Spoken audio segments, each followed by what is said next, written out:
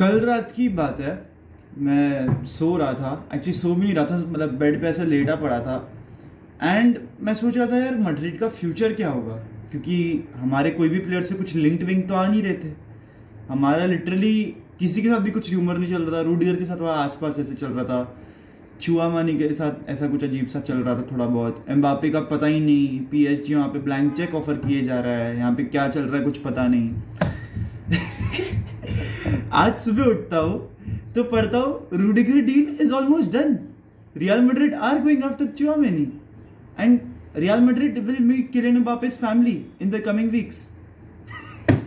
भाई ये क्लब है, भाई ये क्लब थोड़ा सा अलग है। ये क्लब भाई मतलब क्या क्लब है यार ये, मतलब छुपे रुस्तम जो होता है ना, ये वैसा वाला क्लब है यार। मतलब पिच पे भी यही बकचोदी पेलना, ट्रांसफर विंडो में बोर्ड भी यही बकचोदी पेल रहा है। मतलब भाई क्या ही क्लब है ये भाई, रियल मैड्रिड। मैं सही में कह रहा हूँ, it's one of the best decisions I have taken in my life is to support Real Madrid. तब मेरे को घंटा कुछ नहीं पता था रियल मैड्रिड के बारे में, बस मैंने एक मैच देखा, स्टेडियम का एटमॉस्फेयर बहुत पसंद आया, टीम पसंद आ गई, the way they played and I started supporting Real Madrid. I think it was a La Liga game, हाँ ऐसा ही कुछ था।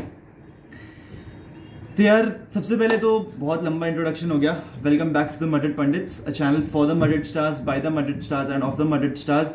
तो यार तीन बड़ी बड़ी खबरें, इनफैक्ट तीन नहीं अब तो चार बोलूंगा, ठीक है। तो सबसे पहले रूडिगर की बात करते हैं कि एग्जैक्टली हम रूडिगर के डील में कहाँ पहुंचे हैं, वो भी with in just 6 to 7 hours के टाइम स्पैन में। सबसे पहले ये रूडिगर का पूरा, अगर आपको नरेटिव नहीं मालूम हो तो पहले मैं आपको वो एक्सप्लेन कर देता हूँ। तो क्या होता है, ये मंथ चल रहा होता है फरवरी का, तब बताते हैं कि Real Madrid are completely out of the Rudiger deal. Juventus, Bayern, Man United are the only ones who are interested in him. एक दो हफ्ते पहले मैन यूनाइटेड उसको एक कॉन्ट्रैक्ट ऑफर करती है, वो बंदा उसको रिजेक्ट मार देता है एंड दैट वाज द मतलब मोस्ट एक तरीके से एक्सपेंसिव कॉन्ट्रैक्ट। यूनाइटेड कुछ 13-14 मिलियन ऑफर कर रही थी, ऐसे कुछ था। And Rudiger rejected that because of champions League football, मतलब उसको एक गारंटीड चैंपियंस लीग फुटबॉल खेलना था, इसलिए उसने वो रिजेक्ट कर दिया। बायर्न म्यूनिख अल्टीमेटली अपने आप ही आउट हो गई। उसने आई थिंक बायर्न का भी कॉन्ट्रैक्ट रिजेक्ट कर दिया बिकॉज वो उसको उतना ऑफर नहीं दे पा रहे थे। बचा Juventus didn't know what to do, Juventus didn't have a fix plan, तो यूवेंटस भी हकाल दिया गया। तो बचता अब वापस रियल मैड्रिड आ जाता है पिक्चर में। रियल मैड्रिड पिक्चर में आता है एंड रूडिगर, देखो चेल्सी के जैसे हालात चल रहे हैं, आई मीन मैं तो ऐसा कभी चाहूंगा ही नहीं कि यार चेल्सी या फिर कोई भी क्लब के ऐसे हाल हो, मतलब इतना uncertain future, you are clueless about who your owners are going to be वगैरह वगैरह। तो यार ऐसा कोई क्लब पे ना ऐसी गंदी सिचुएशन पड़े, मैं तो ऐसा कहूँगा। बट यार चेल्सी का जो अनसर्टन फ्यूचर है ना, उसके चक्कर ऑलमोस्ट हर एक उनका जो टॉप प्लेयर है वो क्वेश्चंस पुट अप करेगा कि यार क्या मैं इस क्लब में रुकूं या मैं जाऊं कहीं और, जहाँ पे एक फिक्स्ड मेंटालिटी हो, जहाँ पे चैंपियंस लीग फुटबॉल हो, जहाँ पे एक फिक्स्ड प्रोजेक्ट हो। And Real Madrid offers all of that. We do have a project, we do have mentality, we do have Champions League football. तो Rudiger has ultimately decided to come to Real Madrid and उसने अपनी, मतलब जो कह रहे थे ना कि चेल्सी के साथ एक्सटेंशन, मतलब जब चेल्सी का ओनर था अब्रामोविच ही था, तब यही आ रहे थे कि यार Rudiger wanted at least 10 million in his contract and Chelsea were not willing to give him that much. And यहाँ पे फॉर रियल मैड्रिड उसने डिसाइड कर लिया है कि यार मैं अपना सैलरी लोअर करूंगा, बट मैं आऊंगा तो रियल मैड्रिड में ही आऊंगा।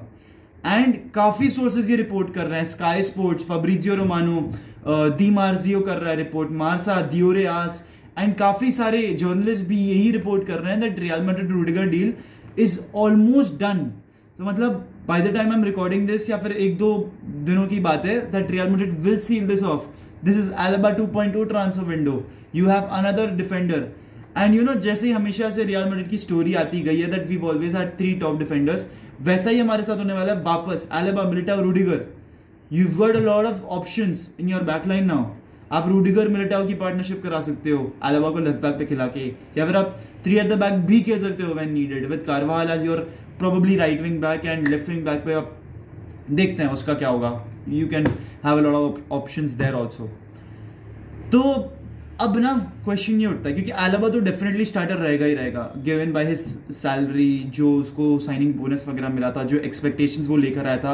एल्बा की पोजीशन को मेरे हिसाब से कोई प्रॉब्लम नहीं आनी चाहिए। मेरे हिसाब से फर्लैंड मेंडी की पोजीशन है जो कि जाएगी एल्बा को, and probably Rudiger will become a centre back alongside Eder Militão.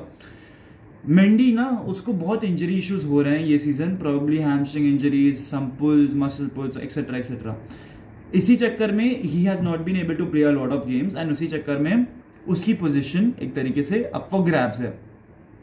Marcelo जाने वाला है, फ्रैन गार्सिया आने वाला है, मिगेल भी लोन पे ही जाएगा, तो लेफ्ट बैक का स्पॉट किसको आएगा? अलाबा को ही आएगा, क्योंकि अलाबा की ऑफेंसिव अवेयरनेस बहुत अच्छी है, उसकी क्रॉसिंग बहुत अच्छी है, his ball carrying ability is also very good.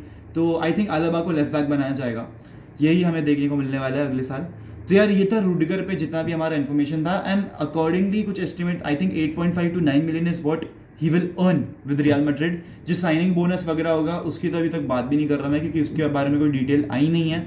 But यार finally we have completed probably the first signing of our summer window या फिर of 2022, that is Antonio Rudiger, who's a top center back, and I really don't need to even get started about how he plays, what he is, etc. etc. His mentality, his passion for the game, his defensive skills, etc. speak for themselves. अब आते हैं अगली news पे, जो कि है Aurelien चुएमानी की।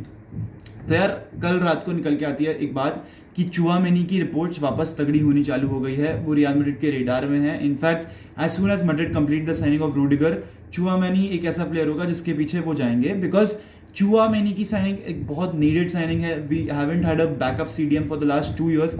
कामाविंगा को यार मैं सीडीएम मैसेज कभी मानता ही नहीं था, मेरे हिसाब से वो एक एडवांस 8 का रोल बहुत अच्छे से निभा सकता है, एंड वो निभा भी रहा है। तो आई रियली डोंट थिंक कि कामाविंगा एक सीडीएम के रोल के लिए सूट करेगा। I don't really consider him as a destroying midfielder, जो कि कैसेमीरो है। On the other hand, Chouameni is a constructive defensive midfielder also, and at times he can play as a part of a destroying midfielders also. उसकी जो tackles, interceptions की जो raw statistic मैंने कुछ दिन पहले देखी थी, they can speak for themselves. I really don't remember and apologies for that, मेरे को उसकी रॉ स्टैट याद नहीं आ रही इस समय। बट उसका जो ट्रेट्स है ना, जो उसकी टैकलिंग है, जो उसकी बॉल अवेयरनेस है, जो कंपोजर है, वो जो बॉल पे ऑफर करता है, भाई he has to come to Real Madrid. And मतलब मैड्रिड अगले 1-2 साल में आपको केसीएम के रिप्लेसमेंट्स एक तरीके से पक्के हो ही जाने हैं। क्रूज के लिए आपको कहीं कोई शायद से अभी ना मिले identical replacement, but why do even need identical replacements? You can make a midfield 3 of Valverde, Camavinga and Tchouameni, जो कि मेरे हिसाब से हाई इंटेंसिटी को इजीली बीट कर मतलब सॉरी हाई इंटेंसिटी फुटबॉल आराम से खेल सकते हैं, जो कि आज की मॉडर्न डे फुटबॉल की डिमांड्स हैं, वो आराम से खेल सकते हैं। ये जो मिडफील्ड 3 जो हमारी फ्यूचर में बनेगी, मेरे हिसाब से यार मैंने ना रियल मैड्रिड वर्सेस ओसासुना का रिव्यू नहीं किया, बट एक प्लेयर जिसकी मैं परफॉर्मेंसेस हाईलाइट करना चाहूँगा, दैट इज डानी सेबायोस। वो बंदा इतना तगड़ा खेला ना वो मैच, मतलब इतना बॉल पे, मतलब हमारे पास पहली बार आई थिंक ये सीजन हमें देखने को मिला जहाँ पे क्रूज, कैसेमीरो, मॉड्रिच तीनों ही नहीं थे। जब मैंने वो लाइनअप देखा मुझे लगा कि यार इसको कहाँ गया, इसको को क्यों नहीं खिलाया जा रहा। डैनी सेबायोस इतना बढ़िया performance, probably this was his best performance. But again तुम ये कहोगे यार कि ओसासुना है वगैरह वगैरह, बट मेरे हिसाब से हमें डैनी सेबायोस को भी चांसेस देने चाहिए, बिकॉज डैनी सेबायोस इतना काम कंपोज था बॉल पे, इतनी अच्छी पासिंग कर रहा था, वर्टिकल पासिंग, पेनिट्रेटिव पासेस निकाल रहा था फॉर द टीम। मेरे को तो बहुत मजा आया देख के। इनफैक्ट मैं तो कहूँगा कि यार उस दिन वो वैल्वर्डे और कामाविंगा से भी बेहतर खेला, and that was something which was completely unexpected from him. तो मैं तो कहूँगा कि यार डैनी सेबायोस को भी चांस दिए। अब हम मिडफील्ड की बात कर रहे हैं, तो एक और आपको एक बहुत बढ़िया न्यूज़ है, ये मैं आपको दे दूं, दैट इज लूका मॉड्रिच की। लूका मॉड्रिच को एक्सटेंशन दिया जा रहा है। Yes guys, that deal is almost done, या फिर वो एक तरीके से डन ही है। 3-4 सोर्सेज रिपोर्ट कर रहे हैं कि Luka Modric has signed 1 more years extension, and this would probably be उसका लास्ट ईयर का एक्सटेंशन। इसके आगे I don't think real Madrid उसको एक एक्सटेंशन ऑफर करेगी, और प्रोबेबली उसके कहीं ना कहीं परफॉर्मेंसेस के बेसिस पे दिया जाएगा शायद से, अगर उसको 1 साल का दिया जाता है तो। Final news of the day, Kylian Mbappe की।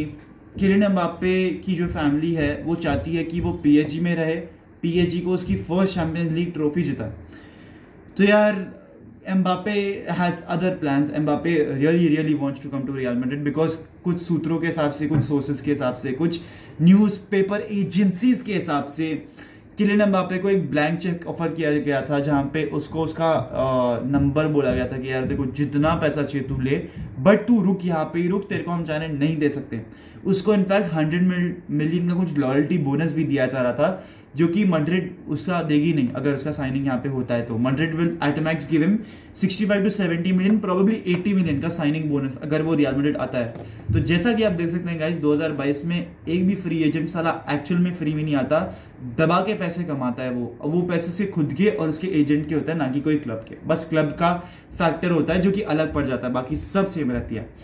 तो यार Madrid is going to meet Mbappe's family in the next week, and जो नेगोशिएटिंग की बात है वो एक्चुअली में कॉन्ट्रैक्ट के रिगार्डिंग है ही, उसकी इमेज राइट्स के बारे में। अभी इमेज राइट्स क्या होता है मैं आपको बेसिकली बताता हूँ। Image rights is basically, for example अगर आपने रियल मैड्रिड का कोई स्पॉन्सरशिप ऐड देखा होगा, जैसे कि ह्यूगो बॉस हमें स्पॉन्सर करता है, ऑडी हमें स्पॉन्सर करता है, एमिरेट्स हमें स्पॉन्सर करता है, एडिडास तो किट स्पॉन्सर है। तो इनकी कोई भी ऐड में ना एम्बापे तभी आ सकता है मैड्रिड के अप्रूवल में। एंड हमारे यहाँ पे क्या होता है कि हम लोग के मेजॉरिटी प्लेयर्स के इमेज राइट्स रियल मैड्रिड ही रखती है अपने पास। तो यही एक नेगोशिएटिंग फैक्टर करेगा, एंड आई रियली होप कि Perez pulls this off. He is an amazing negotiator and I am pretty sure कि वो कर ही देगा। तो यार जो आपको यहाँ पे एक दीवार दिख रही है ना, जिस दिन एम्बापे की साइनिंग कंप्लीट हो जाएगी, ये दीवार में से ना मैं वो बल्ब है ना जो लाइट आपको दिख रही है, वो मैं निकाल के मैड्रिड का एक बहुत बड़ा सा लोगो खरीदने वाला हूँ और लगाने वाला हूँ। I am just waiting for that Mbappe signing. So यार if you're watching till the end, please do subscribe to Madrid Pundits। यार बहुत ही तगड़ी न्यूज़ आज मेरे को सुबह सुनने को मिली, देखने को मिली, एंड उसके बारे में मैंने आपके साथ डिस्कस करा है। इस वीडियो को लाइक करो, comment down below your thoughts कि मैड्रिड को और कौन सी साइनिंग्स करनी चाहिए। And if you're YouTube this channel, please subscribe करो, घंटी बजा दो, so that you never miss an update from the Madrid pundits. तो यार if you're watching till the end, hasta el final, vamos Real।